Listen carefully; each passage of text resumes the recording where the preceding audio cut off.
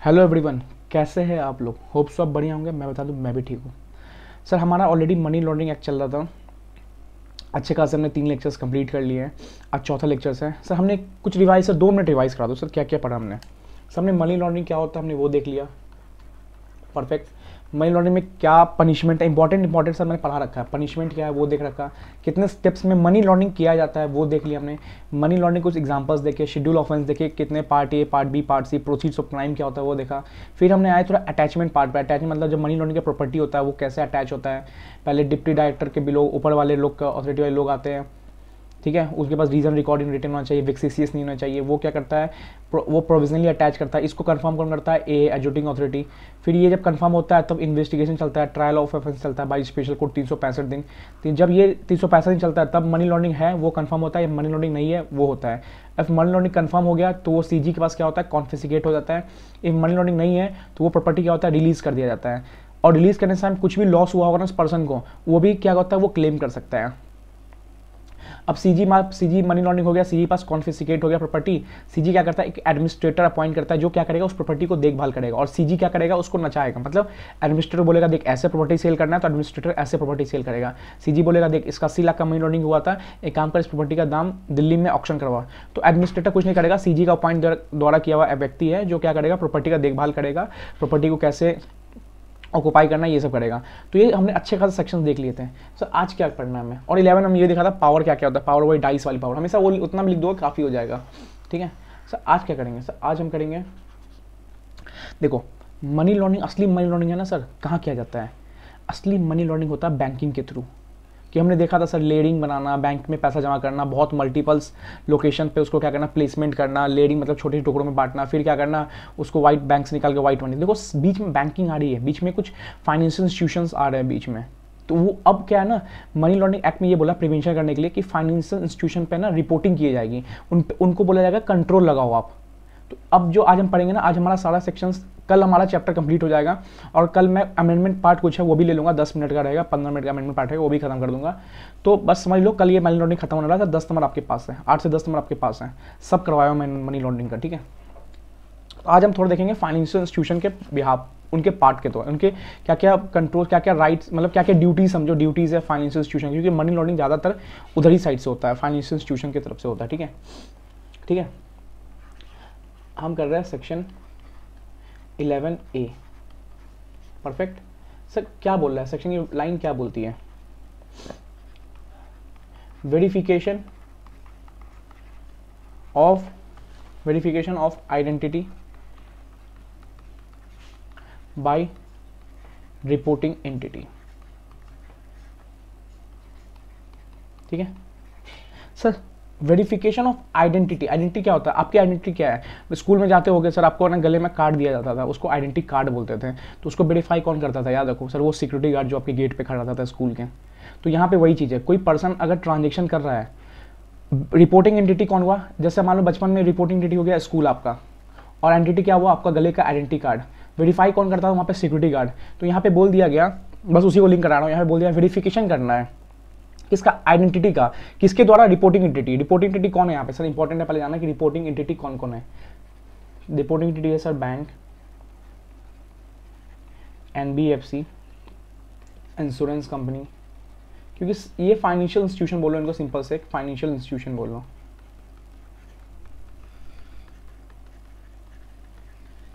और यहाँ पे सर एक वर्ड लिखा है, और any person carrying designated business,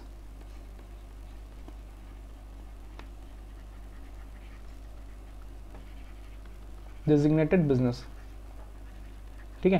तो ये लोग होते हैं रिपोर्टिंग एंटिटी। क्या बोल रहा है, वेरिफिकेशन करना, आइडेंटिटी करना, किसके द्वारा, रिपोर्टिंग एंटिटी वेरीफाई करेगी, आइडेंटिटी वेरीफाई करेगी, ठीक है। अब सर ये तो बैंक समझ गया, एनबीएफसी समझ गया, इंश्योरेंस समझ गया, ये क्या है sir, any person in designated business. Sir इसमें आया था अमेंडमेंट, ठीक है। चांसेस है क्वेश्चन आ सकते हैं अमेंडमेंट का, लॉ के लिए अमेंडमेंट आपको याद रखना सर, अमेंडमेंट सारे करने हैं। तो मैं इसको लास्ट वीडियो में 10 मिनट का वीडियो बना के डाल दूंगा, किन किन चीज़ों को यहाँ पे कुछ ऐड किया गया है। जैसे गोवा में कैसीनो और या ये सब ना लीगल है सर, लीगल है, कहीं कहीं लीगल है। तो बोला गया कि कैसीनो जो खिलाते हैं ना वहाँ पे, उनको बोला गया कि आपको भी ये सब रिपोर्टिंग एंटिटी, आप भी रिपोर्टिंग एंटिटी के डिफिनेशन में आ जाओगे। और भी एजेंट, रियल एस्टेट एजेंट को बोला गया कि आप भी रिपोर्टिंग एंटिटी में आ जाओगे। तो बहुत कुछ लोगों को रिपोर्टिंग एंटिटी के डिफिनीशन में ऐड किया गया है। तो किन किन को ऐड किया गया ये हम 10 मिनट का लास्ट में एक वीडियो बना दूंगा, अमेंडमेंट पार्ट है, ठीक है, ये हो जाएगा उसमें, ठीक है। तो ये याद रखना बैंकिंग के लिए ज़्यादा, ये फाइनेंशियल इंस्टीट्यूशन के लिए ज़्यादा है कि आइडेंटिटी वेरीफाई करना है, ठीक है। अब क्या है सर, मोड्स, अभी वही चल रहा है सर, ठीक है, मोड्स ऑफ वेरिफिकेशन। अब कैसे वेरीफाई होगा आइडेंटिटी, ठीक है, तो इसमें भी आया था अमेंडमेंट, ये अभी तक पूछा नहीं गया हुआ है, बट हो सकता है ऑब्जेक्टिव में पूछ दे, ठीक है। A, authentication under Aadhaar act if reporting entity is banking.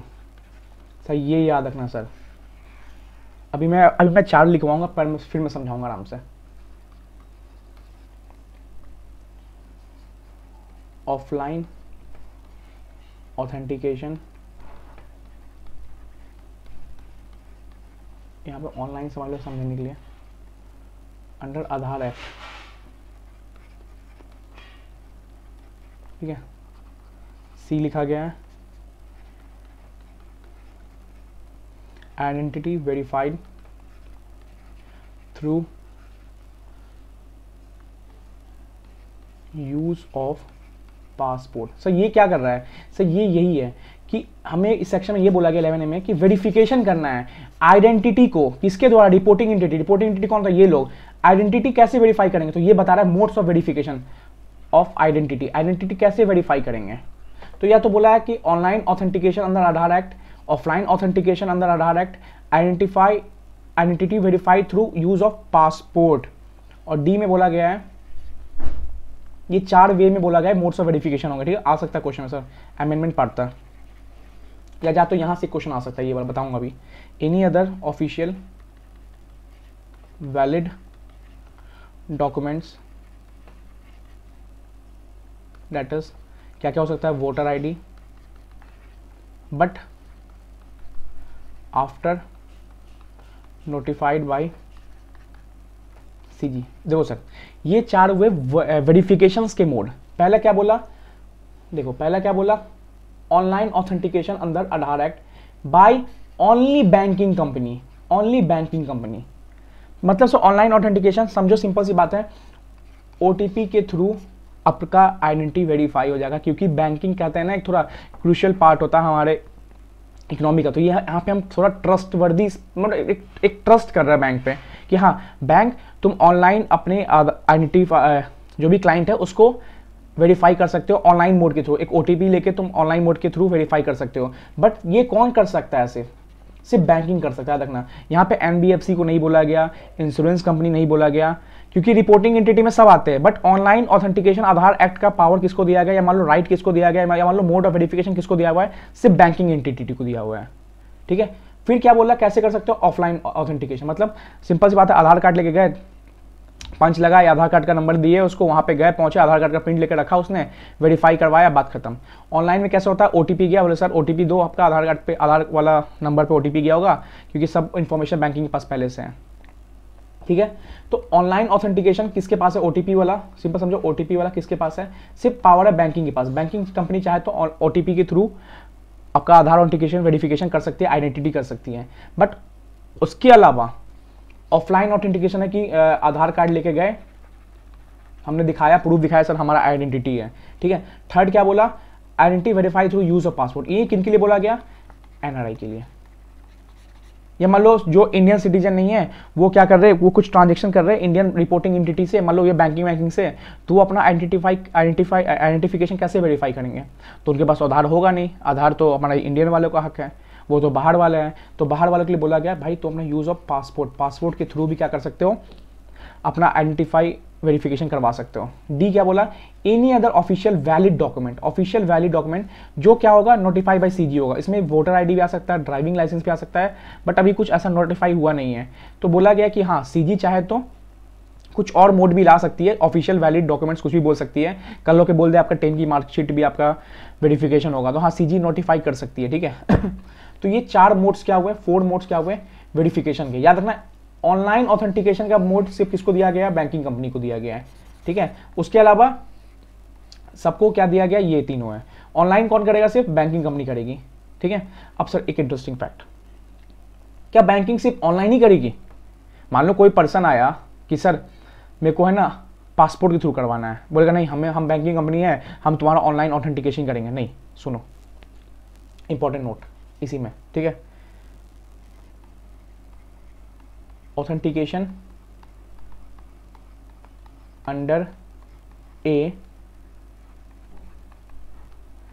available, then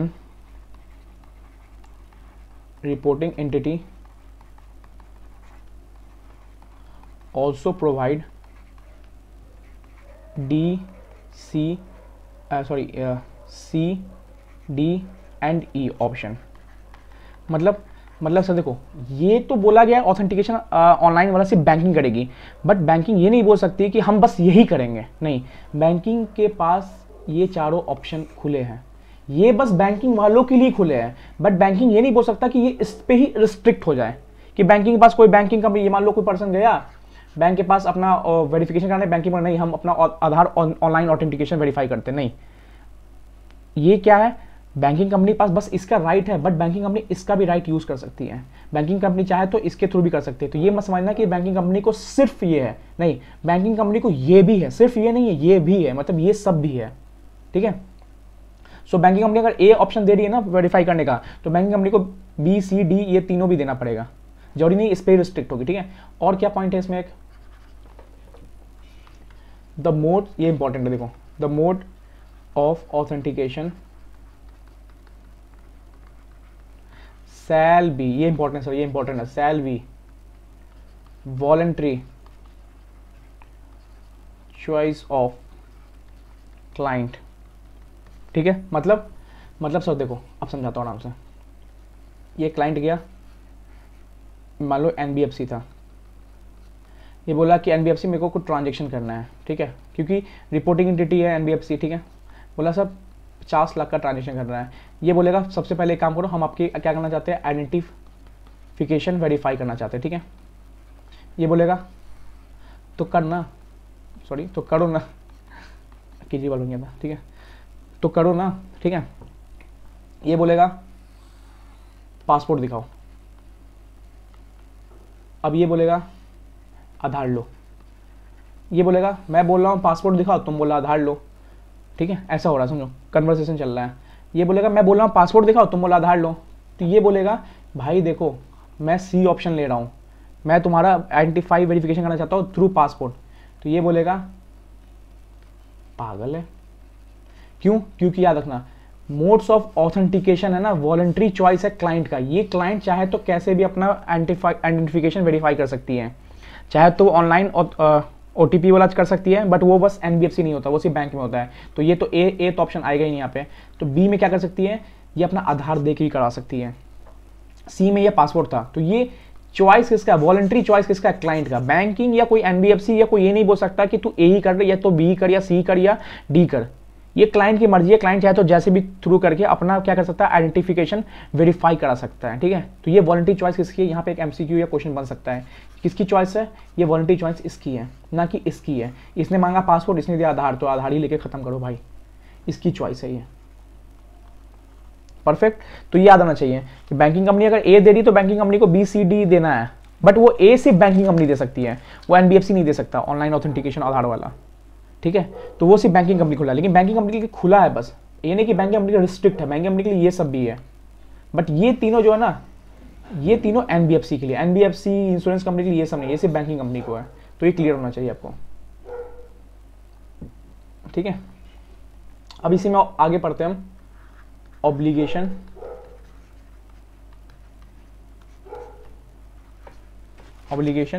एक सेकेंड,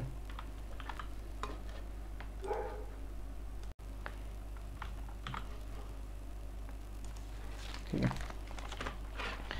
सॉरी, चलो आगे बढ़ते हैं। अब आते हैं सेक्शन, ये है 12, ठीक है। ऑब्लिगेशन ऑफ 11 देख लिया, 11 नहीं देख लिया, अब है section 12, obligation of banking companies financial institution and intermediaries, ठीक है सर। मतलब ऑब्लिगेशन मतलब सिंपल समझो रिस्पॉन्सिबिलिटीज या मान लो ड्यूटीज ऑफ बैंकिंग कंपनी। देखो अब तो हम स्टार्टिंग में पहले पता चला कि बैंकिंग कंपनी को आइडेंटिफिकेशन कैसे वेरीफाई करना है। अब बोला गया कि देखो सब बहुत कंट्रोल लगा रहे बैंकिंग कंपनीज ये सब पे, क्योंकि बहुत सारा पैसा मनी लॉन्ड्रिंग इनके थ्रू होता है। तो पहले तो वेरिफिकेशन, पहले एंट्री नॉर्म्स पे क्या किया, पहले वेरिफिकेशन के लिए वहां पे लगाया कंट्रोल। फिर क्या बोला, अब देखो एंट्री पे लगा दिया कंट्रोल थ्रू वेरिफिकेशन, हमने 11A में देखा। अब 2A में ये देखा कि ड्यूरिंग द पीरियड, मान लो अंदर कोई आदमी इंटर कर गया, अब उस पीरियड में कैसे कैसे कंट्रोल लगेंगे वो देखना है, ठीक है। तो वो अब यहाँ देखेंगे। 11A में तो एंट्री करने समय वेरिफिकेशन था, अब देखेंगे कैसे कैसे लगेंगे कंट्रोल, ठीक है। अब क्या करना है, मेंटेन, किसको मेंटेन करना है, banking companies, financial institution, NBFC ये सब हो गया, या इंटरमीडिएटरीज। अभी हम बढ़ाएंगे इसमें वही रियल एस्टेट एजेंट वाले लोग हैं, ठीक है। तो मेंटेन करना है, इनको मेंटेन करना है, इनको मेंटेन करना है। क्या करना है, maintain a record of all transaction, ठीक है। क्या करना है sir, maintain a record of all transaction, ठीक है, and such information shall furnished to director, ठीक है। देखो क्या बोल रहा है, ऑब्लिगेशन है बैंकिंग एंटिटी की, एंट्री नॉर्म्स लगा दिया। अब ड्यूरिंग में क्या हुआ, जितने ट्रांजेक्शन होंगे ना उसका क्या करना है, रिकॉर्ड मेंटेन करना है। सपोज मान लो ये कोई मिस्टर पप्पू है, उसने क्या किया, इसे ही पप्पू है, ठीक है। इसने क्या किया, मान लो कोटक बैंक में कुछ ट्रांजेक्शन किया, तो ये कोटक बैंक को इसके हर ट्रांजेक्शन क्या करना है, रिकॉर्ड मेंटेन करना है। सर कितने टाइम में करना है वो आगे देखेंगे अभी हम, लेकिन क्या करना है, इसके हर ट्रांजेक्शन का रिकॉर्ड मेंटेन करना है, ठीक है। Of all transaction such information, और क्या करना है, रिकॉर्ड मेंटेन तो करना है, और उस रिकॉर्ड को किसको फर्निश करना है, डायरेक्टर को। सर कौन डायरेक्टर, हमने जो देखा है सर वो सेक्शन नंबर 5 वाले में, एडिशनल डायरेक्टर, डिप्टी डायरेक्टर, ये लोग को ना अगर मांगेंगे तो इनको रिकॉर्ड भी फर्निश करना पड़ेगा। तो ये नहीं समझना कि आज मान लो ये 50 लाख का हुआ, डायरेक्टर ने बोला कि भाई एक काम करना मिस्टर पप्पू का कुछ देना, तो ये बोलेगा सर हमने तो रिकॉर्ड मेंटेन किया था, हम क्यों दे आपको, नहीं देना ही पड़ेगा, तो फर्निश करना पड़ेगा डायरेक्टर को, ठीक है। तो मेंटेन रिकॉर्ड करेगा, और क्या करेगा, ये सब ऑब्लिगेशन है, और डायरेक्टर क्या करेगा, फर्निश करेगा। डायरेक्टर कौन, वो वाले, ठीक है, वही डिप्टी डायरेक्टर, एडिशनल डायरेक्टर, जो भी वो उस टाइप के डायरेक्टर को फर्निश करना पड़ेगा, ठीक है।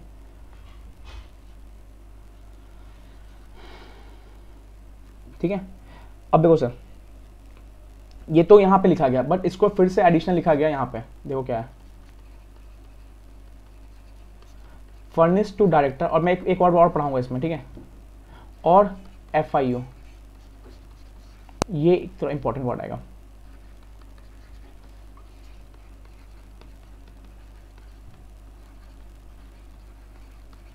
एक काम करो इसको आप ना इसके नीचे ही पढ़ना, क्योंकि दोनों अलग अलग रहेगा, ठीक है। पहले तो मेंटेन करना है ऑल ट्रांजेक्शन को, बी में क्या लिख दिया, फर्निश करना है डायरेक्टर को और FI को within the such time as may be prescribe,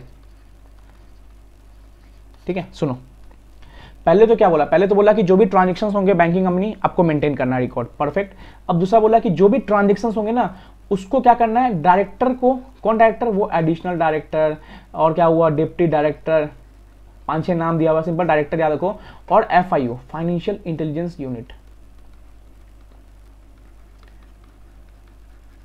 sir ये क्या होता है ना बताता हूँ, ये एक होता है एनालिस्ट होता है, जैसे एनालिटिक इंफॉर्मेशन लेके जो एनालिस्ट इंफॉर्मेशन बनाते हैं ना वो ये होता है। तो इसको है ना अगर लगता है ना, देखो बताता हूँ, देखो मिस्टर पप्पू है, इसने क्या किया, 50 लाख का ट्रांजेक्शन किया कोटक से, तो पहली बात कोटक को क्या करना है, रिकॉर्ड मेंटेन करना है, परफेक्ट, ऊपर देखा हमने। सेकंड क्या है, अगर कोई डायरेक्टर कौन, एडिशनल डायरेक्टर, डिप्टी डायरेक्टर, जो भी डायरेक्टर 5-6 नाम है, उन्होंने क्या मांगा, बोला कि कोटक एक बार पप्पू ने जो ट्रांजेक्शन किया ना उसके रिकॉर्ड मेरे को देना, फर्निश करना, तो ये भी करना पड़ेगा, ठीक है। और डायरेक्टर ने मांगा, ये FIU ने मांगा। FIU कौन है सर, फाइनेंशियल इंटेलिजेंस यूनिट। ये कहना, ये एनालिस्ट होता है, एनालिस्ट मतलब जो भी इससे कुछ सस्पिशियस लगता है ना, इसको इन्फॉर्मेशन आया किसी के द्वारा कि पप्पू है ना इसने ना क्राइम किया है, और उसके पैसा को ना ये कोटक में डाल रहा है। तो एक एनालिस्ट होता है, इसके पास बहुत सारे इन्फॉर्मेशन होते हैं, एनालिटिक इन्फॉर्मेशन होते हैं, नंबर्स में इन्फॉर्मेशन होते हैं, एक बॉडी होती है, ठीक है। ये भी चाहे तो FIU एक FIU अपॉइंट भी होता है, इसका एग्जामिनेशन भी देना पड़ता है FIU अपॉइंट करने के लिए, ठीक है, प्रैक्टिकल मैंने देखा भी है। तो FIU अपॉइंट भी होता है। वो क्या करता है, वो बोलेगा एक काम करो कोटक, मेरे को भी देना इन्फॉर्मेशन यार, तो देना पड़ेगा। तो ये याद रखना, दोनों को देना हो सकता है, डायरेक्टर और FIU कौन होता है, एक एनालिस्ट होता है जो सस्पिशियस ट्रांजेक्शन्स पे क्या करता है, रिकॉर्ड मांगता है, किनसे, रिपोर्टिंग एंटिटी से, ठीक है।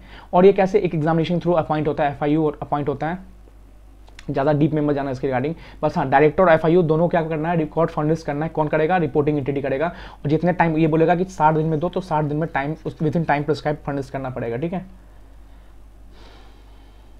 ठीक है। और क्या ऑब्लिगेशन है, सुनो, maintain record of documents which contains identity of its clients, ठीक है। मतलब सर देखो ये सब क्या बोल रहा है, ये सब रिपोर्टिंग एंटिटी बोल रहा है। देखो पहले तुमने ट्रांजैक्शंस के रिकॉर्ड्स मेंटेन करने हैं, फिर क्या बोला, अगर डायरेक्टर या FIU को कुछ सस्पिशियस लगा तो तुम्हें उसको फर्निश भी करना है, ठीक है। सी क्या बोला, तुमने जो रिपोर्टिंग एंटिटी तुमने है ना, तुमने रिपोर्टिंग एंटिटी तुमने है ना, तुमने जो आधार कार्ड मांगा था ना उनसे, या पासपोर्ट मांगा था ना उनसे, ये सब क्या था, ये सब आइडेंटिफिकेशन वाले डॉक्यूमेंट्स थे। क्या था सर, आइडेंटिफिकेशन डॉक्यूमेंट्स हैं,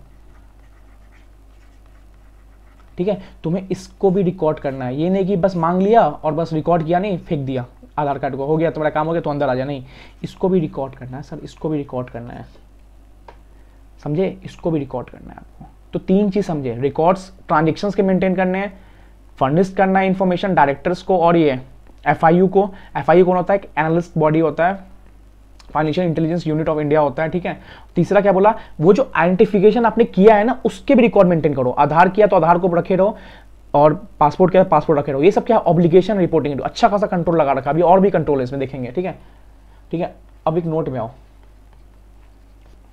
ये 3 इसके ऑब्लिगेशन है, 3 ही ऑब्लिगेशन, 2-3 ओमिट हो गया, ठीक है। अब नोट में क्या है,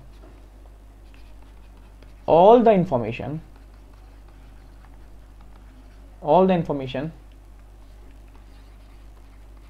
shall be, या all the information related, इसको हटा दो, all the information related, important देखो, related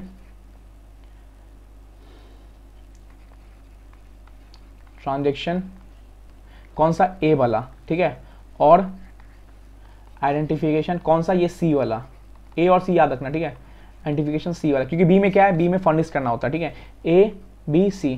तो जो भी इंफॉर्मेशन मिले ना आपके रिकॉर्ड्स के या आइडेंटिफिकेशन, इसको क्या करना है, कॉन्फिडेंशियल रखना है। कौन रखेगा, रिपोर्टिंग एंटिटी। नहीं रखोगे भाई अच्छे खासा सुना देंगे डायरेक्टर्स लोग तुमको। तो ये ऐसा नहीं है कि आपके पास आधार आ गया तो आप उसको किसी और को दे दिए, भाई ये देखिए मेरे पास इसका आधार कार्ड है, अंबानी रिलायंस मान लो मुकेश अंबानी ने आपके यहाँ ट्रांजेक्शन की है, और उस ट्रांजेक्शन डिटेल आप जाके कुछ किसी और को, उसके कॉम्पिटिटर को प्रोवाइड कर रहे हो, नहीं। तो भाई रिपोर्टिंग एंटिटी तुम्हें सबको क्या करना है, कॉन्फिडेंशियलिटी मेंटेन करके चलना है। ऐसा नहीं मान लो अंबानी ने 50 करोड़ का ट्रांजेक्शन किया और आप ये आके है ना इसके कॉम्पिटिटर बता रहे हो भाई अंबानी ने आज 50 करोड़ का ट्रांजेक्शन किया, ठीक है, ऐसा ऐसा नहीं करना है। जो रिपोर्टिंग एंटिटी भाई कॉन्फिडेंशियलिटी मेंटेन करो, ठीक है, अच्छे से काम वाम करो। अब आया सर बात, अब आपके दिमाग में एक चीज़ चलना चाहिए, क्या सर आपने बोल तो दिया कि रिकॉर्ड्स मेंटेन करने, ठीक है, रिकॉर्ड्स मेंटेन करने, परफेक्ट। यहाँ भी बोला ट्रांजेक्शन रिकॉर्ड मेंटेन करने, यहाँ भी बोला आपने इन्फॉर्म आइडेंटिफिकेशन रिकॉर्ड मेंटेन करने। सर कितने साल, जिंदगी भर मेंटेन करते चलना है उसका, अच्छा खासा डेटा हो जाएगा हमारे पास सर, इतना तो सर्वर हाईली लोड हो जाएगा हमारा, कितना बैकअप लेते रहेंगे। तो नहीं, यहाँ पे टाइम लिमिट दिया, हाईली इंपॉर्टेंट, ठीक है। टाइम लिमिट जहाँ मिले ना सर समझना, एग्जामिनेशन में कहीं ना कहीं पूछेगा ही पूछेगा, ठीक है। देखो क्या दिया टाइम लिमिट, द रिकॉर्ड, क्या sir, the record shall be, मतलब मैंडेटरी बोला है, shall be maintain for a period of कितना sir 5 years, for a period of 5 years under subsection A. ठीक है, मतलब किसकी बात कर रहा है ये, इसकी बात कर रहा है। जो भी ट्रांजेक्शन्स होंगे ना, मतलब क्या सर, देखो जो भी ट्रांजेक्शन्स होंगे किसके बीच, ये पर्सन और ये रिपोर्टिंग एंटिटी मतलब बैंक, इसके बीच जो भी ट्रांजेक्शन्स होंगे ना, ट्रांजेक्शन्स कितने साल मेंटेन करना है, रिकॉर्ड मेंटेन करना है 5 years। ठीक है, 5 साल तक क्या करना है, रिकॉर्ड मेंटेन करना पड़ेगा भाई तुम्हें। 4 साल मेंटेन कर दिए फिर डिस्ट्रॉय कर देना ही, 5 साल तक तो मिनिमम मेंटेन करना ही करना है, या मैक्सिमम जो 5 साल तो मेंटेन करना है भाई, सिंपल सी बात। तो जो भी ट्रांजेक्शन होंगे जो सबसेक्शन ए में दिया गया, ए में क्या दिया गया था, ये ट्रांजेक्शन्स के बारे में बोला था, सी में क्या बोला था, आइडेंटिफिकेशन के बारे में। तो ट्रांजेक्शन्स कितने साल मेंटेन करना है, 5 साल। ठीक है, अब सर दूसरी बात आता है, एक जगह और देखा रिकॉर्ड मेंटेन करने का, आइडेंटिफिकेशन, वो भी 5 साल। हाँ वो भी 5 साल, बट उसके लिए एक वर्डिंग क्या यूज हुई है, सुनो इंपॉर्टेंट है यहां भी। The records of identity shall be maintain for कितने साल सर, 5 years। ठीक है, परफेक्ट, यहां भी 5 years है। बट वहां पे क्या था, 5 साल मेंटेन करना, कब से, जब ये ट्रांजेक्शन हुआ किसके बीच, पर्सन और ये रिपोर्टिंग एंटिटी के बीच, वहां से क्या करना है, मेंटेन करना है 5 साल तक। बट यहां क्या बोला, 5 साल मेंटेन करना है, बट कब से, 5 years after the business relationship has ended और account has been closed whichever is later। सब बताना ये क्या बताया आपने, समझ नहीं आया, इसका थोड़ा कंफ्यूजन लगा, क्या बताया आपने, 5 साल तो मेंटेन करना है, बट कब सर, कैसे, क्या बताओ सर। देखो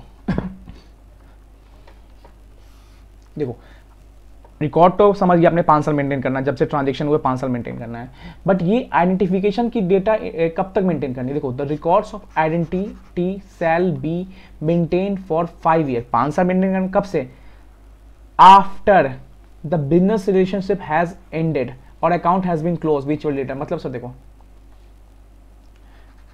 मान लो यहाँ पे इंटर हुआ, कोई पार्टी इंटर हुआ, ठीक है, आइडेंटिफिकेशन हुआ,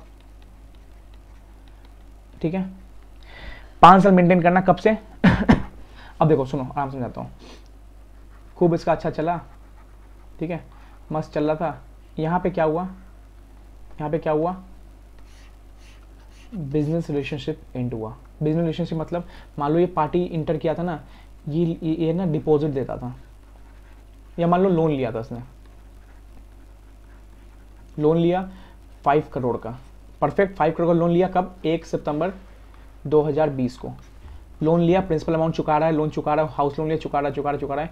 यहाँ पे क्या हुआ, लोन एंड, परफेक्ट, ये बिजनेस रिलेशनशिप एंड हो गया। बिजनेस रिलेशनशिप क्या हुआ, कुछ भी डिपॉजिट लोन वो क्या हुआ, खत्म हो गया। कब खत्म हो गया, मान लो 1 अक्टूबर 2023। क्या यहां से 5 साल मेंटेन करना है, नहीं, क्यों, क्योंकि अभी अकाउंट्स क्लोज नहीं हुआ है। मैंने क्या बोला, बिजनेस रिलेशनशिप खत्म हो जाए या अकाउंट क्लोज हो जाए, विच एवर इज लेटर, इन दोनों में से जो बाद में हो। मतलब सर यहाँ पे भले ही उसका बिजनेस रिलेशनशिप खत्म हुआ है, बट अभी उसका अकाउंट क्लोज नहीं हुआ है, उसका अकाउंट क्लोज हुआ है 1 दिसंबर 2023। अब जब यहाँ पे इसका लेटर ही हुआ ना, ये वाला अकाउंट क्लोज, यहां से इसको 5 साल मेंटेन करना है भाई। क्या पता बीच में कुछ भी कांड हो जाए तो भाई रहेगा ना कि हम इसका आइडेंटिफिकेशन अच्छा खासा मेंटेन करके रखे थे। तो कब, कितने टाइम मेंटेन करना, 5 साल मेंटेन करना, कब से, या तो मान लो यहाँ हो सकता है यहाँ पे इसका अकाउंट क्लोज हो जाए और यहाँ पे इसका बिजनेस रिलेशनशिप खत्म हो, ठीक है, तो यहां से मेंटेन करना 5 साल। तो जो भी लेटर होगा ना, वहां से 5 साल के लिए मेंटेन करना है, आइडेंटिफिकेशन तक को, मतलब अपने पास रिकॉर्ड के तौर पे रखे रहना है। समझ आ गया ना, बिजनेस रिलेशनशिप यहाँ खत्म हुआ 1 अक्टूबर को, बट अकाउंट कब बंद हुआ, अकाउंट बंद होना इज अलग थिंग। जैसे जीएसटी में क्या होता है, तुम सप्लाई नहीं कर रहे वो अलग थिंग, बट तुमने जीएसटी रजिस्ट्रेशन कैंसिल कर दिया वो अलग थिंग होता है। सप्लाई नहीं कर रहे कोई बात नहीं, तुम्हारा सेल नहीं हो रहा है, बट रिटर्न तो फाइल करते रहना होता है ना। बट तुमने जब फाइनल रजिस्ट्रेशन खत्म कर दिया, कैंसिल कर दिया, तो ये तुम्हारा क्या होता है, कैंसिल हो गया। तो ये बंद करने में टाइम लगता है। तो रिलेशनशिप तो यहाँ खत्म हो गया, ये बंद करने टाइम लगा, यहाँ से 5 साल तक मेंटेन करना होता है। तो यार दोनों में 5 साल है, उसमें क्या है, वहाँ पे ट्रांजेक्शन डेट से 5 साल है, यहाँ पे क्या है, दोनों के लेटर होने के बाद 5 साल करना है मेंटेन। होप सो आप क्लियर होंगे, ठीक है। अब 12A आता है। 12 तुमने देख लिया, 12A क्या बोला, देखो, डायरेक्टर या FIU make call from reporting entity in case of, ये कुछ नहीं है, इन case of any additional records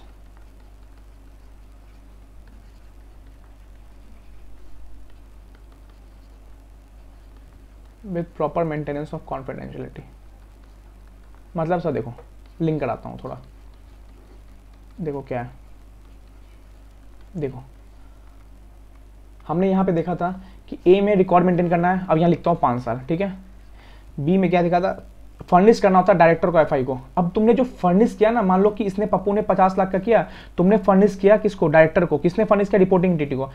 यही फर्निश के बारे में 12A में बातें लिखी गई है कि जो डायरेक्टर और FI को तुमने जो वहाँ फर्निश किया था ना, उसके रिगार्डिंग क्या चाहिए, डायरेक्टर को चाहिए भाई कुछ और इन्फॉर्मेशन दो, हमको नहीं पता ये 50 लाख का कैसे हो रहा है, हमें क्लियर नहीं हो रहा है कि रिपोर्टिंग एंटिटी, मुझे ना ये सब इन्फॉर्मेशन चाहिए। तुमने बैलेंस शीट भेजा ना, इसकी ITR भी भेजो मुझे।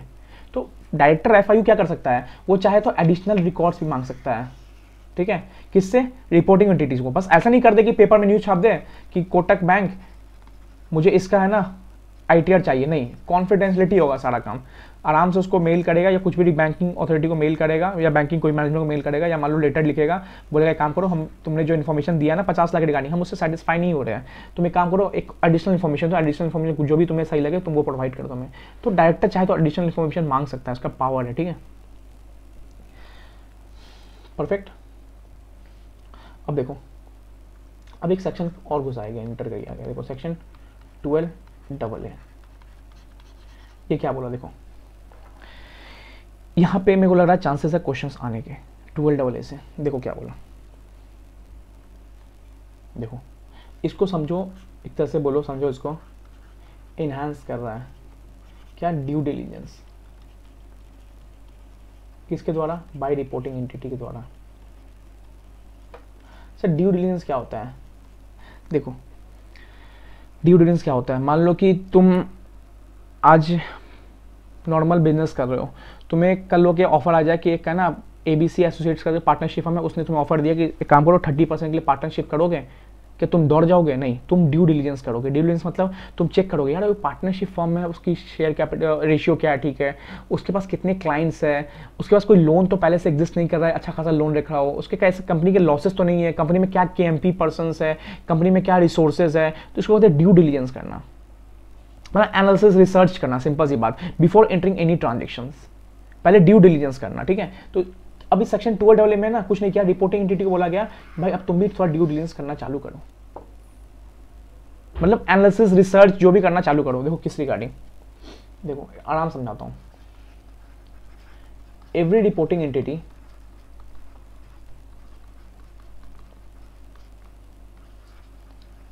shall prior to commencement of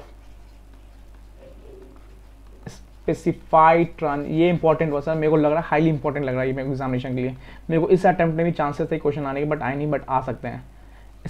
specified transactions मतलब क्या बोल रहा है, रिपोर्टिंग एंटिटी तुम क्या करो, ड्यू डिलीजेंस करो, कब, prior to commitment of specified transaction. Sir ये स्पेसिफाइड ट्रांजेक्शंस क्या होता है, बताऊंगा, आराम से बताऊंगा, ठीक है। 3-4 चीजों को स्पेसिफाइड ट्रांजेक्शंस बोला गया है इस एक्ट में, ठीक है। बट बोला क्या, रिपोर्टिंग एंटिटी, कोई भी पर्सन अगर स्पेसिफाइड ट्रांजेक्शन इंटर कर रहा है ना, उससे पहले ड्यू डिलीजेंस करना चालू कर दो, ठीक है।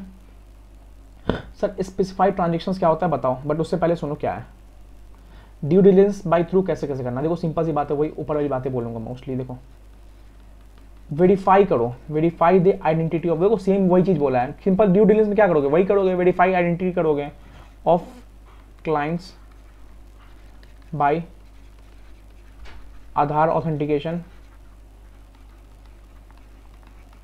ये क्या कर रहा है, ये सिर्फ ड्यू डिलिजेंस चल रहा है, किसके द्वारा, रिपोर्टिंग एंटिटी। कब, स्पेसिफाइड ट्रांजैक्शन इंटर करने से पहले क्या कर रहा है, पहले भाई पहले चेक करो वो क्लाइंट का आधार ऑथेंटिकेशन वेरीफाई करो, ठीक है। वही ऊपर की बातें नीचे को बस 12 में ड्यू डिलिजेंस वर्ड को यूज करके एक इंटर कर दिया, लेकिन बातें वही सेम है। देखो आइडेंटिटी क्या करो, वेरीफाई करो बाय आधार ऑथेंटिकेशन और ऑफलाइन ऑथेंटिकेशन, ठीक है, perfect.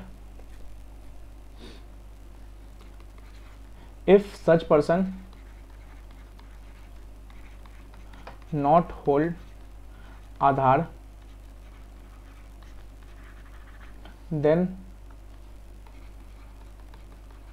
Verify through other mode. मतलब कोई बाहर का पर्सन आया भाई, उसके पास आधार नहीं होगा तो उसका पासपोर्ट के थ्रू वेरीफाई करो, ठीक है, मतलब आइडेंटिटी वेरीफाई करो। या मान ज़्यादा दिमाग रहा हो तो मांग लो उसको आईटीआर दिखा दो, भाई आईटीआर में तुम्हारी आइडेंटिटी गई है, पैन नंबर गया, कुछ तो गया है।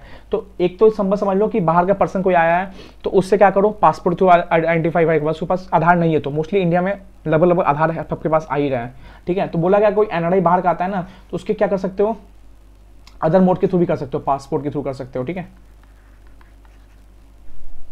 ठीक है। अब सेकंड क्या बोला, ये कब हो रहा है, ये जब स्पेसिफाइड ट्रांजैक्शंस करने से पहले ड्यू डिलिजेंस कर रहा है, बैंक रिपोर्टिंग एंटिटी कर रहा है, तो ये कर रहा है। ड्यू डिलिजेंस में सेम ऊपर ही चीज है। ड्यू डिलिजेंस मतलब क्या होता है, एनालिसिस करना। तो पहले तुमने उस पर्सन का, मान लो ये पर्सन आया और कुछ स्पेसिफाइड ट्रांजेक्शन किया, अभी मैं इसको लीक नहीं किया हूं कौन कौन स्पेसिफाइड ट्रांजेक्शन होता है। इसने स्पेसिफाइड ट्रांजेक्शन में इंटर किया और बैंकिंग ने बोला कि रुको पहले मेरे को ड्यू डिलिजेंस करना है। मतलब पहले ड्यू डिलिजेंस का पहला पार्ट क्या होगा, पहले तुम्हारी आइडेंटिटी वेरीफाई करनी है हमें। तुम स्पेसिफाइड ट्रांजेक्शन कर रहे हो, 3-4 ट्रांजेक्शन है इसमें, उसके लिए स्पेशली बोला गया, ठीक है, आ सकता है क्वेश्चन। सेकंड क्या बोल रहा है और क्या करना है ड्यू डिलिजेंस में, टेक एडिशनल स्टेप्स। सही है, इंपॉर्टेंट है, मेरे अंदाज से बहुत इंपॉर्टेंट है। To examine the financial position,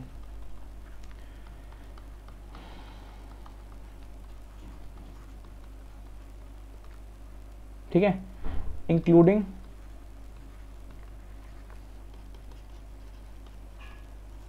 it's way of sources of fund.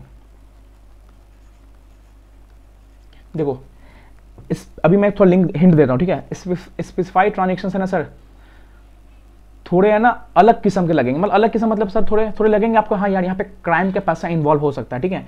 तो इसमें हाईली अमाउंट कुछ इन्वॉल्व होता है, तभी इसको स्पेसिफाइड ट्रांजेक्शंस बोला गया है। तो सर बोला गया ना कि देखो पहले तो हम रिपोर्टिंग आइडेंटिफिकेशन वेरीफाई कर लिया आधार मोड से, या मान लो कोई अदर मोड से, ठीक है, इफ आधार नहीं है तो।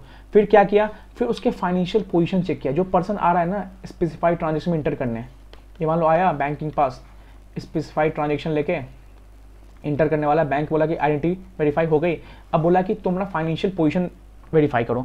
यार तुम 50 करोड़ का ट्रांजेक्शन कर रहे हो, स्पेसिफाइड ट्रांजेक्शन कर रहे हो, तुम ना फाइनेंशियल पोजीशन दिखाओ ना यार, कि तुम्हारा ऐसा औकात है भी कि नहीं, कि ऐसा नहीं है तुम क्राइम के पैसा बस बाहर भेज रहे हो या मान लो घुमा रहे हो, ठीक है। तो एग्जामिन करेगा financial position of clients including sources of fund, कहाँ से तुम्हारे पैसे आ रहे हैं। तो सर इसके लिए सबसे बेस्ट क्या है, इसकी आईटीआर देखेगा, ठीक है, इसकी आईटीआर में डिक्लेयर होगा, इसका बैंक स्टेटमेंट देखेगा। तो यहाँ पे सर एग्जांपल क्या है सर, बैंक स्टेटमेंट और आईटीआर। क्या कौन चेक करेगा, रिपोर्टिंग एंटिटी। क्या चेक करेगा, financial position.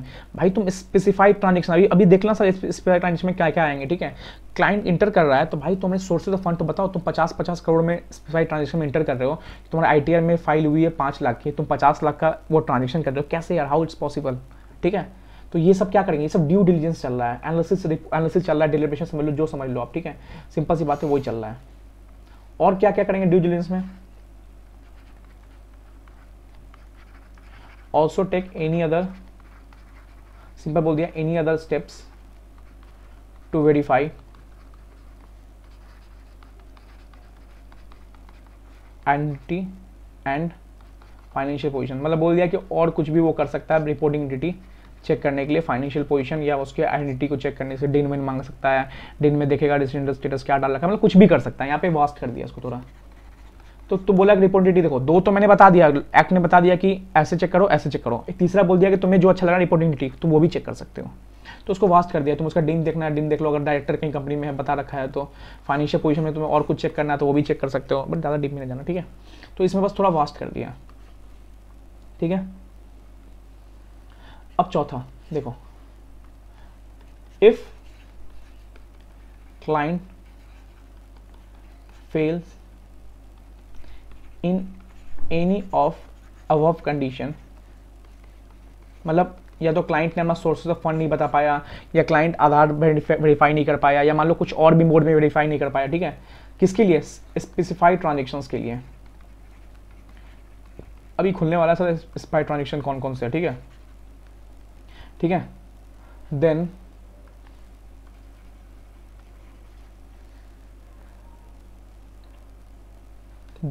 The reporting entity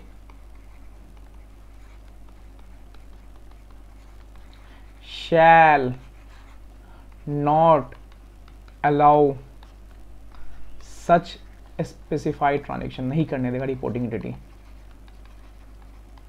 sir specified transaction बोल रहा हूँ मैं, मतलब सिंपल एक ट्रांजेक्शन के थ्रू के लिए आया था, वो मना कर देगा रिपोर्टिंग एंटिटी। उसके अलावा तुम्हें स्पेसिफाइड ट्रांजेक्शन नहीं है तो उसके अलावा तुम कर सकते हो, बट स्पेसिफाइड ट्रांजेक्शन अलग से कुछ नॉर्म्स दे दिए गए ड्यू डिलिजेंस करने के लिए।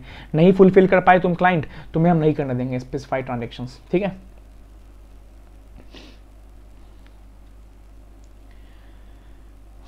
ठीक है, अब सुनो, अब क्या बोल दिया, 5वां लाइन क्या बोला, सुनो।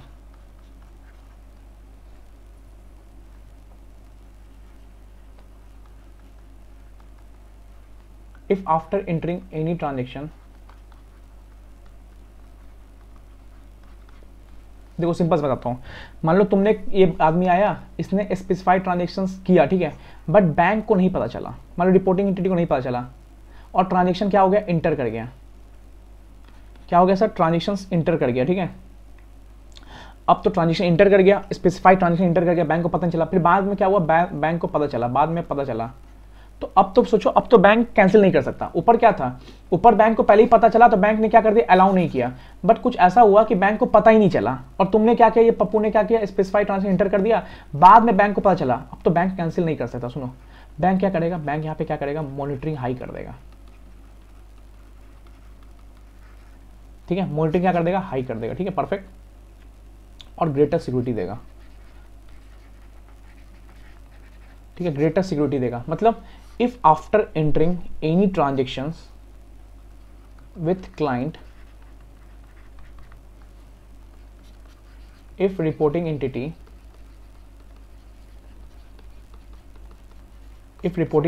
thinks that it's related to specified transaction, जो इफ आफ्टर एंटरिंग मतलब इंटर हो चुका, तब बैंक को लगा, रिपोर्टिंग एंटिटी लगा कि यार ये तो ना स्पेसिफाइड ट्रांजेक्शन है, then its increase the monitoring process. Simple बात, देखो या तो पहले ही रोक दो, या तुम्हें स्टार्टिंग में पता नहीं चला स्पेसिफाइड ट्रांजेक्शन है ही नहीं, बाद में पता चला, तो मॉनिटरिंग हाई कर दो, कंट्रोल लगा दो अच्छा खासा, हर एक जगह ना चप्पे चप्पे में नजर डालो उसके, ठीक है। तो ये सारा क्या हुआ, ये सारा ड्यू डिलिजेंस ऐड किया गया, किसके लिए, स्पेसिफाइड ट्रांजेक्शन। सर आपने तो सारा रामायण बता दिया, सर बताओ तो सीता कौन है। अब बताता हूँ स्पेसिफाइड ट्रांजेक्शन होता क्या है, इंपॉर्टेंस एग्जाम में आने के चांसेस है, क्योंकि इसके लिए 12AA स्पेशली ऐड किया गया है, ठीक है। अब आता है स्पेसिफाइड ट्रांजेक्शंस मीन,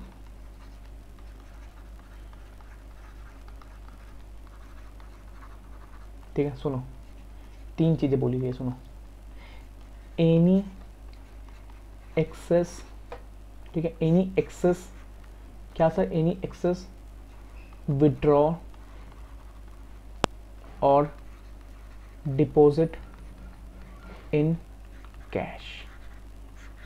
सिंपल बात, कोई पर्सन आया कोटक में, बोला सर 100 करोड़ रुपया कैश लोगे, भाई 100 करोड़ रुपया कैश लेके आया है वो, तो बैंक बोलेगा बेटा रुक जा, 12AA मतलब मैं पहले करूँगा ड्यू डिलिजेंस, वो पहली बात मैं कि तेरा आइडेंटिफिकेशन वेरीफाई करूँगा, फिर मैं तेरा सोर्स ऑफ इनकम पता करूँगा, ITR चेक करूँगा, फिर मैं और भी कुछ एडिशनल स्टेप्स ले सकता हूँ, फिर मेरे को लगा तूने सेटिस्फाई नहीं किया तो मैं तेरे को यहीं पे रोक दूंगा, ठीक है। तो कोई भी एक्सेस, या तो तूने 100 करोड़ डिपॉजिट किया, या तू बोला कि बैंक मेरे 110 करोड़ है, 100 करोड़ में मैं कैश विड्रॉ कर रहा हूँ, एक बैंक से इतने विड्रॉ कर रहा है, तो कहीं ना कहीं मनी लॉन्ड्रिंग है, लग रहा है, ठीक है। इसलिए स्पेसिफाइड ट्रांजेक्शन पहला पार्ट क्या हुआ, कुछ भी तुम ATM से विड्रॉ कर रहे हो, या मान लो कुछ भी डिपॉजिट कर रहे हो, क्या कैश में, एक्सेस में, एक्सेस को डिफाइन नहीं किया गया, बस समझो सिंपल सी बात है, ये आना चाहिए वर्ड एक्सेस में, 5 करोड़ 10 करोड़ 50 करोड़ कैश में कर रहे हो, अच्छा खासा है। 10-20 हज़ार को एक्सेस नहीं मानते हो, नॉर्मल तुम कर बता सकते हो। हाँ 60-70 लाख 1 करोड़ 2 करोड़, हाँ ये सब एक्सेस है। बट तुम बोलोगे 5,000 रुपये एक्सेस विड्रॉ, नहीं यार 5 एक्सेस विड्रॉ नहीं होता, नॉर्मल कोई भी निकाल लेता, आज ही निकाला हूँ, ठीक है। चलो दूसरा देखते हैं, एनी एक्सेसिव ट्रांजेक्शन, कैसे, any excessive transaction in foreign exchange. यार बैंक, तुमने बैंक में जमा किया, तुमने बोला कि यार ये पैसे हैं ना ब्राज़ील में एक दोस्त के यहाँ जाने हैं, और ये कितने पैसे हैं, 6 करोड़ रुपीज़ है। तो बैंक बोलेगा रुक जा भाई 12AA, मैं पहले ड्यू डिलीजेंस करूँगा, वो 3 पॉइंट चेक करूँगा, ठीक है। तो देखो पहला एक्सेस विड्रॉ कर रहे हो या डिपॉजिट कर रहे हो, दोनों कैश में। फिर क्या कर रहे हो तुम, फॉरेन एक्सचेंज में डील कर रहे हो, जो क्या लग रहा है, एक्सेस लग रहा है। देखो सब कुछ में एक्सेस है। नॉर्मल तुम 20,000 30,000 करोगे तो क्यों एक्सेस लगेगा, बट तुम 2 करोड़ 3 करोड़ कर रहे हो और वो फॉरेन एक्सचेंज में डील करो, बैंक बोलेगा रुको यार मेरे को थोड़ा ड्यू डिलीजेंस करने दो, ठीक है। और तो याद रखना ये सब लग भी रहा है कि हाँ यार स्पेसिफाइड ट्रांजेक्शन लग रहा है, कैश में विड्रॉ करना, फॉरेन एक्सचेंज में डील करना, ठीक है। एनी ट्रांजेक्शन इन एक्सेस, देखो यहां भी वही हुआ, एक्सेसिव ऑफ ड्यूटी पेड और इंपोर्ट मनी। तुमने क्या किया सुनो, तुमने क्या किया, तुमने फॉरेन से तुमने मान लो 30 मान लो बेड्स मंगाया, ठीक है, फॉरेन से बेड मंगाया सम एग्जांपल, और तुमने उसके लिए ना 5 करोड़ का बिल पे कर दिया। पागल हो क्या डिपार्टमेंट, ये मान लो बोलेगा पागल हो क्या, मेरे को लग रहा है तुमने इंपोर्ट का मनी, तुम पैसा घुमा रहे हो, तुम 30 बेड को 5 करोड़ का वैल्यूएशन दिखा रहे हो। यार ऐसा नहीं होता, 30 बेड का चलो तुम 50 लाख दिखाओ तो मैं मानता भी, 5 करोड़ रुपया दिखा रहे हो तुम 30 बेड्स का, फॉरेन से मंगा रहे हो, तुम बस पैसा घुमाने के लिए बस एक ट्रांजेक्शन दिखा रहे हो और इंपोर्ट मनी वहाँ पे कर रहे हो, इंपोर्ट का पैसा। या मान लो तुम कुछ भी हाईली ड्यूटी पे दिखा रहे हो, ठीक है। तो सब जब एक्सेस में होता है ना, ये सब क्या होता है सर, ये सब होता है स्पेसिफाइड ट्रांजेक्शंस। तो ये जब भी स्पेसिफाइड ट्रांजेक्शन होगा ना 12AA अट्रैक्ट कर जाएगा, मतलब ड्यू डिलीजेंस करना पड़ेगा किसको, रिपोर्टिंग एंटिटी को। 3 चीज देखा हमने ड्यू डिलीजेंस में, ठीक है। तो ये आपको स्पेसिफाइड ट्रांजेक्शन होना चाहिए, एनी विड्रॉ और deposit in cash, any excessive transactions in foreign currency या फॉरेन एक्सचेंज, या एनी ड्यूटी पेड एक्सेस में या इंपोर्ट मनी पेड एक्सेस में। ये 30 बेड का 5 करोड़ कौन देता है, या मान लो 20 पाइप मंगा है उसके 10 करोड़ दे रहे हो, तो बस समझ में आ रहा है ना, ये तुम तो बस पाइप बहाना है, 20 करोड़ पहुंचाना है वहां पे, ठीक है। तो ये 12 खत्म हुआ पूरा, ठीक है। अब आते हैं सेक्शन 13 पे। ये बोला पावर ऑफ डायरेक्टर्स और FIU जो समझ, ठीक है। डायरेक्टर वही एडिशनल डायरेक्टर, डिप्टी डायरेक्टर, उनको बोला कि जो इन्फॉर्मेशन मांगते हैं ना, फिर उन्होंने क्या किया, हमने और भी देखा, पहले तो फर्निश करना पता इन्फॉर्मेशन, वो क्या कर सकते हैं, एडिशनल इन्फॉर्मेशन मांग सकते हैं, ठीक है। अब बोला गया कि डायरेक्टर्स को पावर दिया गया, ठीक है। क्या पावर दिया गया, 2 पावर दिया गया, क्या, मे मेक सच, क्या वर्ड याद रखना, इंक्वायरी करना, इंक्वायरी ऑफ रिपोर्टिंग एंटिटी। देखो स्टार्टिंग में डायरेक्टर ने इन्फॉर्मेशन मांगा रिपोर्टिंग एंटिटी से, फिर एडिशनल इन्फॉर्मेशन मांगा रिपोर्टिंग एंटिटी से, क्लाइंट से, मतलब रिपोर्टिंग एंटिटी से इन्फॉर्मेशन मांगा उस क्लाइंट्स के लिए, बट वो रिपोर्टिंग एंटिटी ना बहुत तेज थी, वो देती ही नहीं थी। अब वो आ गया डायरेक्टर, बेटा तेरे ही से मैं पूछूंगा, इंक्वायरी करूंगा रिपोर्टिंग एंटिटी। पहले तो मैंने तेरे क्लाइंट के बारे में इन्फॉर्मेशन मांगा, तूने दिया नहीं, फिर मैंने एडिशनल इन्फॉर्मेशन मांगा क्लाइंट के लिए, तूने दिया नहीं। अब मैं आ रहा हूँ, मेरे पास पावर है कि मैं तेरा इंक्वायरी करूँ, मेरे को लगता है तू ही मिला हुआ है क्लाइंट से, तो वो क्या कर सकता है, इंक्वायरी भी कर सकता है, किसका, रिपोर्टिंग एंटिटी का। और क्या कर सकता है, may direct reporting entity to get its record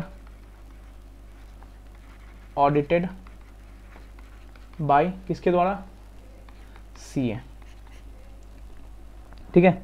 सब बताओ, कुछ बताओ कैसे हो रहा है। देखो मान लो ये डायरेक्टर था, मैंने पीछे एग्जांपल समझा, इसने पप्पू ने कुछ ट्रांजेक्शन किया था बैंकिंग कोटक से 50 करोड़ का, ठीक है, कोटक से, ठीक है, 50 करोड़ का। डायरेक्टर ने बोला कि वो ऊपर वाले ने देखा था सर ऑब्लिगेशन रिपोर्टिंग एंटिटी के, बोला कि मुझे फंडिस करो, पप्पू ने 50 का इन्फॉर्मेशन किया ना, उसको फंडिस करो, ये बोला कि सर नहीं करूँगा, ठीक है। या मान लो किया, इनएडुकेट किया, फिर डायरेक्टर ने बोला एडिशनल इन्फॉर्मेशन चाहिए, ये बोला दो सर, फिर वो इन्फॉर्मेशन दे रहा है, इनएडुकेट दे रहा है, तो डायरेक्टर के पास पावर है कि वो क्या करेगा, अब बोलेगा मैंने पप्पू का मांगा, तू दे नहीं रहा, अब मैं तेरे ही आके इंक्वायरी करूंगा, तू ही लगता है मिला हुआ है इस पप्पू के ट्रांजेक्शन्स के लिए, कोटक का जो भी मैनेजमेंट है, बैंकर जो भी है, तो वो इंक्वायरी कर सकता है रिपोर्टिंग एंटिटी से। कौन? ये डायरेक्टर। क्या? कैसे? ऑन हिज ओन मोशन, याद रखना, ठीक है। या तो क्या बोल सकता है, उसको बोल सकता है कि काम कर, तू अपनी है ना रिकॉर्ड से ना ऑडिटेड करवा सीए से, मेरे को तेरे ही गड़बड़ लग रहा है कोटक, पप्पू तो गड़बड़ है ही, तू भी मिला हुआ है इसमें, तो तू अपने रिकॉर्ड्स को ऑडिटेड करवा सीए से। ये क्या कर रहा है? डायरेक्शन दे रहा है। कौन? डायरेक्टर डायरेक्शन दे रहा है। ये पावर है डायरेक्टर को, ये दो पावर दिया, इंक्वायरी और अपने बुक्स ऑफ अकाउंट्स को ऑडिटेड कराओ सीए से, ठीक है, याद रखना, परफेक्ट। और क्या बोला, ये कैसे कर रहा है? ये तो उसको खुद लग रहा है, ऑन हिज ओन मोशन, या और एन एप्लीकेशन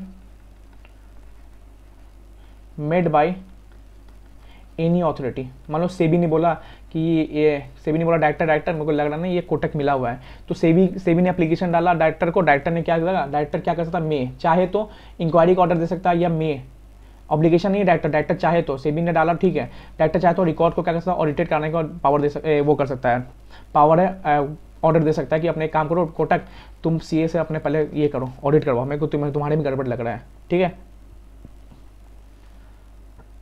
ठीक है, ये क्लियर हो गया। अब सर एक बात बताओ, हम जैसे देख रहे हैं कि इसने ये पप्पू के रिगार्डिंग 50 करोड़ मांगा, कोटक ने दिया नहीं, फिर एडिशनल इन्फॉर्मेशन कोटक ने दिया नहीं, तो कोटक ने, डायरेक्टर ने जब इंक्वायरी का ऑर्डर दिया, कोटक ने क्या किया, डायरेक्टर वाला है उसको थप्पड़ मार के भगा दिया, डायरेक्टर ने ऑडिट का ऑर्डर दिया, कोटक ने बोला हम करवाएंगे नहीं। देख रहे हो कोटक कितना मतलब एटीट्यूड, ईगो, बोला मैं करवाऊंगी नहीं, डायरेक्टर तुम होते कौन हो, इंक्वायरी कुछ नहीं कर रहा है। अब क्या ना, अब डायरेक्टर पास इतना पावर है, इफ ये दोनों जो डायरेक्टर ने ऑर्डर दिए ना, ये रिपोर्टिंग एंटिटी अगर कंप्लाई नहीं करेगा ना, ठीक है, सुनो, इफ ये इंपॉर्टेंस आ सकता है, देखो इस पर है ना मनी लॉन्ड्रिंग में इससे ये सब से ही क्वेश्चन आए थे कि पेनल्टी से, तो मैं आराम से सब करवाऊंगा। इफ रिपोर्टिंग एंटिटी, और आपका 75% खत्म हो गया सर सिलेबस, सच बता रहा हूँ, फेल्स टू कंप्लाई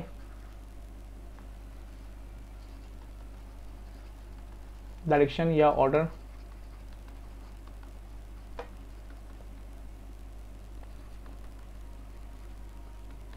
ठीक है बाय डायरेक्टर, देन डायरेक्टर क्या कर सकता है, फर्स्ट देन डायरेक्टर पहले उसको वार्निंग देगा, याद रखना, सबसे पहले क्या करें, issue warning in writing. Director direct penalty नहीं लगा, डायरेक्टर बोला कि पहले मैं तुम्हें वार्निंग दे रहा हूँ बेटा, सुधर जाओ, ना तुम इंक्वायरी फॉलो कर रहे हो, ना तुम मुझे इन्फॉर्मेशन दे रहे हो, तो पहले एक वार्निंग लेटर ही भेज सकता है चाहे तो, ठीक है। और डायरेक्टर डायरेक्ट रिपोर्टिंग, ये सब क्या, ये सब पावर ही चल रहा है। इफ फेल कर गया ना, फेल, तो डायरेक्टर बोलेगा रुक, अब मैं तेरे को तो स्ट्रिक्ट कदम उठाऊंगा, पहले तो मैं तेरे को वार्निंग दूंगा, फिर मैं क्या कर सकता, डायरेक्टर क्या डायरेक्ट कर सकता रिपोर्टिंग एंटिटी को टू सेंड पीरियोडिक रिपोर्ट्स। भाई अब तू काम कर, तू मेरे को पीरियोडिक रिपोर्ट बोल, हर 5 दिन पे काम कर, अपनी सारी रिपोर्ट भेजा कर। पहले तो मैं सिर्फ पप्पू की मांगा था, अब मेरे को पीरियोडिक रिपोर्ट चाहिए तेरे, जो मैं मांगूंगा वो 5-5 दिन में भेजते रहा, ठीक है। ये सब डायरेक्टर के पास पावर है। पावर तो हमने देख लिया कि ऑन हिज ओन मोशन, या किसी ने अथॉरिटी ने कंप्लेन किया तो वो इंक्वायरी और ऑडिट का पावर दे सकता है, बट ये भी सभी नहीं मान रहा ना, तब डायरेक्टर फर्स्ट आके बोल दिया कि मैं तुम्हें पहले वार्निंग दूंगा, वार्निंग दे सकता हूँ, फिर मैं तेरे को बोल रहा हूँ कि पीरियोडिक रिपोर्ट भेजने का ऑब्लिगेशन दे सकता हूँ, तो मेरे को हर 5 दिन में पीरियोडिक रिपोर्ट भेज, ठीक है। थर्ड, फिर मैं अभी भी प्यार समझा रहा हूँ, डायरेक्ट देम टू कंप्लाई, जो अभी भी प्यार चल रहा है, ठीक है, विथ इंस्ट्रक्शन, जो यहाँ भी प्यार है, वार्निंग भेजा, यहाँ भी प्यार से बोला पीरियोडिक रिपोर्ट भेज, यहाँ भी प्यार से बोला कि इंस्ट्रक्शंस को क्या कर कंप्लाई करना, प्लीज भाई रिपोर्टिंग एंटिटी को कंप्लाई करना, यार क्या दिक्कत है, मनी लॉन्ड्रिंग हम बचा रहे, प्रिवेंट करने का हम लोग ने वो कदम उठाया, तो तुम भी सपोर्ट करो ना, हमारे इंस्ट्रक्शन हमने जो दिया उसको फॉलो करो ना। इससे भी नहीं मान रहे हो तो भाई थोड़ा तो पेनल्टी लगाना पड़ेगा ना तुम्हें। तो director also impose penalty of rupees, ये याद सा पेनल्टी आ रहा है एग्जामिनेशन में इस चैप्टर से, इसलिए मैं इंपॉर्टेंट करवा रहा हूँ ये, 10,000 टू 1 लाख रुपये। किस पे? रिपोर्टिंग एंटिटी पे। कौन सी पेनल्टी है ये? मनी लॉन्ड्रिंग वाली पेनल्टी नहीं, ये वो जो इसने ऑर्डर नहीं फॉलो किया था ना डायरेक्टर वाला, उसके रिगार्डिंग ये पेनल्टी लग रही है, ना कि मनी लॉन्ड्रिंग की पेनल्टी है। मनी लॉन्ड्रिंग पेनल्टी उसमें था 3 साल से 7 साल की सजा, 3 साल से 10 साल की सजा इफ ड्रग्स वाले है, तो ये मनी लॉन्ड्रिंग की पेनल्टी नहीं है सर, ठीक है, मनी लॉन्ड्रिंग नहीं। ये क्या है, ये डायरेक्टर इंपोज कर रहा है कौन सी पेनल्टी, जब रिपोर्टिंग एंटिटी फेल हो गया, नहीं दे रहा है, कंप्लाई कर रहा है डायरेक्शन, उसकी पेनल्टी है, किसको, रिपोर्टिंग एंटिटी को। तो ये पहली, ये दूसरी पेनल्टी हुई इस चैप्टर की। एक तो हमने देखा वहाँ पे, एक यहाँ पे सर आ रहे क्वेश्चन, जहाँ मैं पेनल्टी बोल रहा हूँ यहाँ पे आपको याद करने पड़ेंगे। 10,000 से 1 लाख रुपये, ईजी है यार, 10,000 से 1 लाख, 10,000 से 1 लाख, ठीक है, 1 जीरो बढ़ा दो बस हो गया, परफेक्ट। तो हमने देखा सर क्या क्या है, देखो एक बार फिर से देखते हैं। डायरेक्टर के पास पावर है कि नहीं मान रहा है तो भाई इंक्वायरी करने का पावर है, या तो ऑडिट करवाने का पावर है सीए के द्वारा, या तो चाहे तो ओन मोशन डायरेक्टर खुद, या मान लो किसी अथॉरिटी या रेगुलेटरी ने क्या बोला, एप्लीकेशन दिया, तब भी करवा सकता है, ठीक है। फिर क्या है, तब भी वो नहीं कुछ फेल कर रहा करने के लिए, तो डायरेक्टर क्या कर सकता है, चाहे तो इशू राइटिंग कर सकता है, वार्निंग दे सकता है, पहले वार्निंग दे समझा दे, क्या पता मान जाए, या तो उसको बोल सकता है काम कर अब तू पीरियडिक रिपोर्ट भेजना सेंड कर दे, या तो बोल रहा कि प्यार समझा रही है, मान लेना बात, इंस्ट्रक्शंस को फॉलो करना ना, उसको बोल रहा है कि कर ले भाई फॉलो, या नहीं भी मान रहा तब भी तो एक पेनल्टी लगा रहा है 10,000 से 1 लाख, नॉमिनल पेनल्टी है, ठीक है, 10,000 से 1 लाख ज़्यादा नहीं है, बट ठीक है, रिपोर्टिंग एंटिटी लग रही है, कोई मनी लॉन्ड्रिंग पेनल्टी नहीं है, ये बस पेनल्टी है कि तुम कंप्लाई नहीं कर रहे हो, तो एक कुछ तो लगाना पड़ेगा, ठीक है। अब सेक्शन 14 आज का ये लास्ट सेक्शन, कुछ नहीं बोलता है, सिंपल सी एक वर्ड बोलता है, देखो, no civil criminal proceeding against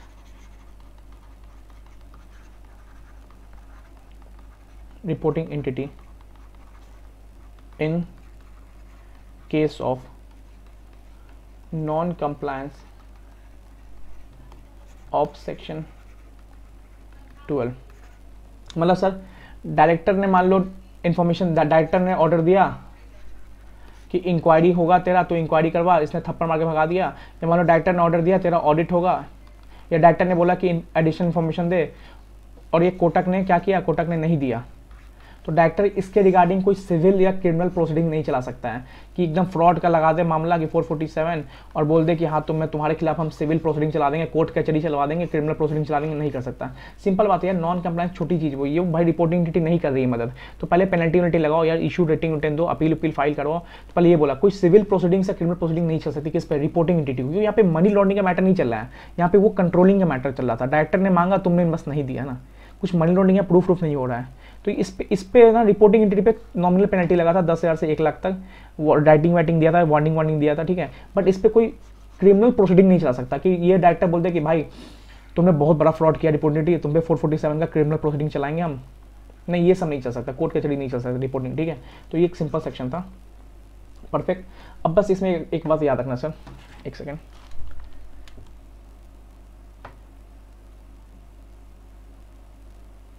देखो इसमें बस एक बात याद रखना, एक वर्ड दिया गया था सस्पिशियस ट्रांजैक्शन, स्पेसिफाइड ट्रांजैक्शन बता दिया, सस्पिशियस ट्रांजैक्शन, तो सर सस्पिशियस ट्रांजैक्शन कुछ नहीं है, एक डेफिनेशन यहाँ दिया गया है, जो भी शेड्यूल ऑफेंस का हमने पढ़ा था, ये part A, part B, part C वाले का प्रोसीड्स ऑफ क्राइम लगता है ना, या मान लो या कुछ बोगस लगता है ना, या फेक लगता है ना, तो वहाँ पे सस्पिशियस ट्रांजैक्शन बोलते हैं उसको। शेड्यूल ऑफेंस क्या मतलब, क्राइम का पैसा लग रहा है या बोगस फेक लग रहा है, तो उसको सस्पिशियस ट्रांजैक्शन का नाम दिया गया है। इसके रिगार्डिंग रिकॉर्ड्स मेंटेन करने इंपॉर्टेंट नहीं है, स्पेसिफाइड ट्रांजैक्शन ज़्यादा इंपॉर्टेंट है। तो एक सस्पिशियस ट्रांजैक्शन का डिफिनेशन देख लेना बुक से, बट कुछ ज़्यादा खास इंपॉर्टेंट नहीं है, ठीक है। जहाँ पे सस्पिशियस लग रहा है भाई, तुम्हें लग रहा है कि हाँ ये शेड्यूल ऑफेंस का पैसा है, क्राइम का पैसा है, या मान लो फेक पैसा है, बोगस पैसा है, तो इसके रिगार्डिंग क्या करना है, रिकॉर्ड्स मेंटेन करना। और एक और बता देता हूँ इजी में, इंपॉर्टेंट नहीं है सब, ठीक है। और रूल में बोला गया है कि रिकॉर्ड मेंटेन करना है, सुन लो ये थोड़ा सुन लो, हो सकता है एग्जांपल एमसीक्यू पूछ दें। रिकॉर्ड मेंटेन करना है किस किस चीज़ का, सुनो रूल में बोला गया है, सुनो रूल 3 ऑफ PMLA, ठीक है, मनी लॉन्ड्रिंग है, ठीक है। क्या क्या बोला सुनो, बता देता हूँ। Cash transaction of value more than rupees 10 lakh, more than, याद रखना more than 10 लाख, और more नहीं बोला, more than मतलब 10 लाख 1 रुपीज, 10 लाख 1 पैसा, जो समझो 10 लाख से ज़्यादा, ठीक है। कैसे, इन फॉरेन करेंसी, ठीक है। क्या बोला है, कैश ट्रांजेक्शंस, जो भी कैश में ट्रांजेक्शन, कैश में ट्रांजेक्शन हो रहे हैं of value more than 10 lakh rupees, कैसे में, फॉरेन करेंसी में। डॉलर वॉलर लेके आ गया, 10 लाख से ऊपर का ट्रांजेक्शन चल रहा है, 10 लाख से ऊपर, 10 लाख और 10 लाख से ऊपर नहीं बोल रहा मैं, 10 लाख से ऊपर कैश में चल रहा है, ठीक है, उसके रिकॉर्ड मेंटेन करने हैं। यहाँ पे हो सकता है कि एक ही ट्रांजेक्शन हो, ठीक है, एक ही ट्रांजेक्शन हो, या मान लो कुछ मल्टीपल ऑफ ट्रांजेक्शन हो जो मिला के 10 लाख से ऊपर हो, तो कैश ट्रांजेक्शन हो रहे हैं। मान लो एक ही ट्रांजेक्शन 20 लाख का है तो हो गया 10 लाख से ऊपर, या मान लो 4 ट्रांजेक्शन ऐसे हुए जो 5-5 लाख के, तो हो गया ना 10 लाख से ऊपर। तो जो भी 10 लाख से ऊपर हो रहा है, क्या देखो कीवर्ड्स क्या है, फॉरेन करेंसी में हो रहा है, कैश ट्रांजेक्शन हो रहा है और मोर देन 10 लाख है, तो इसके रिगार्डिंग रूल्स में बोला गया कि रिकॉर्ड मेंटेन करना है रिपोर्टिंग एंटिटी को। और क्या बोला गया है, if total in a month series, देखो क्या बोला यहाँ पे कीवर्ड क्या है, अगर किसी मंथ में series of cash transaction exceeds, देखो अब यहां भी वही चीज है, एक्सीड्स 10 लाख रुपीज। मान लो कोई मंथ में आया, कोई 1000 का ट्रांजेक्शन हुआ 1 तारीख को, 1000 का हुआ, फिर दूसरे दिन 15000 हो गया कैश में, फिर मान लो 25000 हो गया, फिर मान लो 1 लाख हो गया, मंथ चल रहा है और मंथ में पता चला एक्सीड हो गया 10 लाख से, मतलब पूरे मंथ में, मान लो मंथ में 1 अप्रैल से लेकर 30 अप्रैल तक, इस बीच में क्या हुआ, कुछ भी अगर मंथ में क्या हुआ 10 लाख से ऊपर ट्रांजेक्शन एक्सीड करना फॉरेन करेंसी का, तो वो मंथली रिकॉर्ड्स में मेंटेन करना है। तो ये रूल्स की बातें बोली गई, रूल्स में एक एडिशनल बोला गया क्या क्या मेंटेन करना है, ठीक है। और थर्ड में बोल दिया all suspicious transaction, A B और सी में बोल दिया ऑल सस्पिशियस ट्रांजेक्शन, ठीक है। तो सस्पिशियस मतलब ये हो गया, बोगस हो गया, फेक हो गया, फॉर्जरी हो गया, ठीक है, ये सब इतना इंपॉर्टेंट नहीं है। कोई भी फेक चेक वेक, क्रेडिट कार्ड, देखो हमने पेमेंट सिस्टम पढ़ा था, credit card, debit card, bank operation सब आता है इस मनी लॉन्ड्रिंग में, तो इसके द्वारा कोई भी सस्पिशियस हो रहा होगा ना, उसके रिगार्डिंग भी ट्रांजेक्शन्स मेंटेन करने हैं, ठीक है, परफेक्ट। और एक और यहाँ बता देता हूँ, ठीक है, डी में बोला गया कि एनपीओ है ना, एनपीओ जो होती है नॉन प्रॉफिट ऑर्गेनाइजेशन, ठीक है, उसने भी अगर 10 लाख और इट्स इक्विवेलेंट, यहां पे इक्विवेलेंट वर्ड यूज किया है, ट्रांजेक्शंस किए होंगे, ठीक है, ठीक है, यहां कोई कैश की बात नहीं की है, बस एक याद रखना एनपीओ के लिए, कैश की बात नहीं है, 10 लाख और इक्विवेलेंट, 10 लाख और इसके इक्वल, ठीक है, कुछ भी क्या किया ट्रांजेक्शंस किया, ठीक है, फॉरेन करेंसी में, देखो सब फॉरेन करेंसी में है, तो ये कुछ इंपॉर्टेंट ज़्यादा मेरे को लग नहीं रहा है, बट एमसीक्यू पूछ सकता है एनपीओ के लिए। देखो रूल 3 में बोला गया है कुछ रिकॉर्ड्स मेंटेन करने हैं रिपोर्टिंग एंटिटी को, ठीक है, चाहे वो कैश ट्रांजेक्शन हो 10 लाख से ज़्यादा है फॉरेन करेंसी में, या मान लो इन अ मंथ कुछ सीरीज ऑफ कैश ट्रांजेक्शन हो रहा है जो एक्सीड कर गया 10 लाख से ऊपर, मान लो मंथ में हो गया 9,90,000, तो नहीं करने, ठीक है, अगले मंथ में फिर नया चालू होगा, बट किसी मंथ में 10 लाख से ऊपर हो गया तो वो भी मेंटेन करना है। एनपीओ और क्या बोला, सस्पिशियस ट्रांजेक्शन से मेंटेन करना, सस्पिशियस में बता दिया जो भी शेड्यूल ऑफेंस का क्राइम लग रहा है या बोगस फेक फॉर्जरी बिल लग रहा है वो हो गया। डी में क्या हुआ, कोई भी एनपीओ को रिसिप्ट हुआ है 10 लाख उसके इक्विवेलेंट ट्रांजेक्शन हुआ है फॉरेन करेंसी में, उसके रिगार्डिंग मेंटेन करना, ठीक है। अब ये क्या देना एमसीक्यू लिए, ये हार्ड कॉपी या सॉफ्ट कॉपी कैसे मेंटेन कर सकता है, ठीक है, ठीक है, सॉफ्ट कॉपी में पीडीएफ थ्रू में रख लो मेंटेन करके, या हार्ड कॉपी में रजिस्टर बना लो, कैसे मेंटेन कर लो, ये सब रूल्स की बातें बोली गई कि ये सब रूल में मेंटेन करना, ठीक है, नॉट सो इंपॉर्टेंट बट याद हो जाए तो अच्छी बात है, 10 लाख का अमाउंट है यहाँ पे, तो हो सकता है एमसीक्यू में पूछ दे रूल में क्या लिखा गया था, ठीक है। तो ये 75% मनी लॉन्ड्रिंग खत्म हो। कल क्या करेंगे, कल छोटे छोटे सेक्शन से अपील के बहुत कम आता है एग्जामिनेशन में, यहाँ से मोस्टली 80% मनी लॉन्ड्रिंग यहीं से आता है, तो हमने देख लिया सर मोस्टली, ठीक है। चलो गुड नाइट, प्रिपरेशन करो अच्छे से,